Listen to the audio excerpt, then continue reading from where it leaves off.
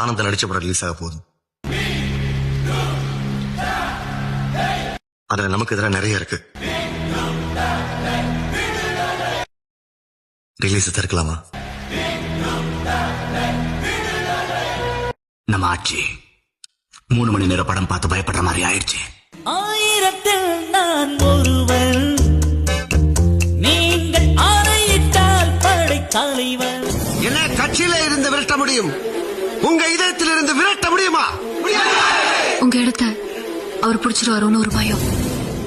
ஆனந்தனா சிஎம்மா, கடவுளே உங்களை எதிர்த்துனாலும் நீங்க தான் ஜெயிப்பீங்க. ஆனந்தன் என்னும் நான்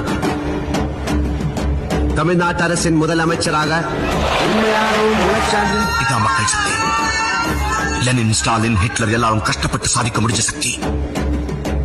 மனதை தொட்டு விட்டாய் நண்பா.